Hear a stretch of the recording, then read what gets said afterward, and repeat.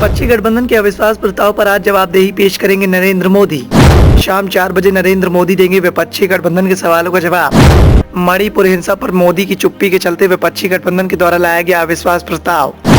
9 वर्ष के कार्यकाल में दूसरी बार अविश्वास प्रस्ताव का सामना कर रही मोदी सरकार। मणिपुर हिंसा के मामले को लेकर लगातार विपक्ष के द्वारा मोदी सरकार को घेरने का काम किया जा रहा था। लगातार विपक्ष के कुंभ में शामिल दिग्गज नेताओं के द्वारा नरेंद्र मोदी से सवाल पूछे जा रहे थे, लेकिन 2 महीने से लगातार चल रही मणिपुर हिंसा के बीच में नरेंद्र मोदी ने मणिपुर मामले को लेकर चुप्पी साध रखी थी। मोदी सरकार की चुप्पी को देखते हुए विपक्षी गठबंधन इंडिया के द्वारा अविश्वास प्रस्ताव लाने का विचार किया गया और अंत में विपक्ष के दिग्गज नेताओं की सहमति से अविश्वास प्रस्ताव को सदन में पेश कर दिया गया।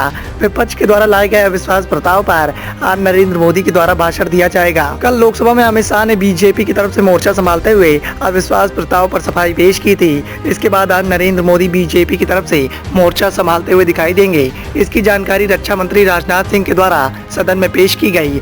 मोदी सरकार दूसरे अविश्वास प्रस्ताव का सामना कर रही है। इससे पहले 2018 में अविश्वास प्रस्ताव मोदी सरकार के खिलाफ कांग्रेस के नेतृत्व में लाया गया था। हालांकि उस वक्त भी अविश्वास प्रस्ताव के मामले में विपक्ष को सिर्फ और सिर्फ मायूसी ही झेलनी पड़ी, क्योंकि अविश्वास प्रस्ताव के पक्ष में 126 वोट पड़े तो वहीं प्रस्ताव के विरोध में 325 सांसदों ने वोट डाले।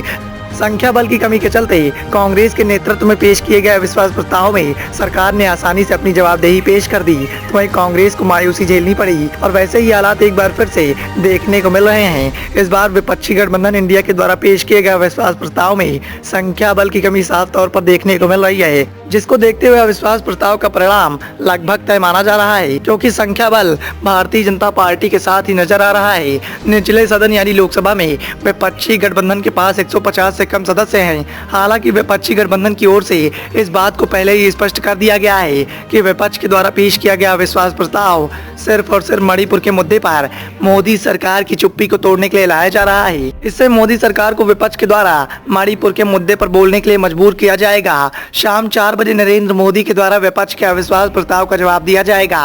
अब देखना ये होगा कि नरेंद्र मोदी के जवाब का तोड़ विपक्षी गठबंधन इंडिया के द्वारा कैसे निकाला जाएगा। Bureau report, the noise of India.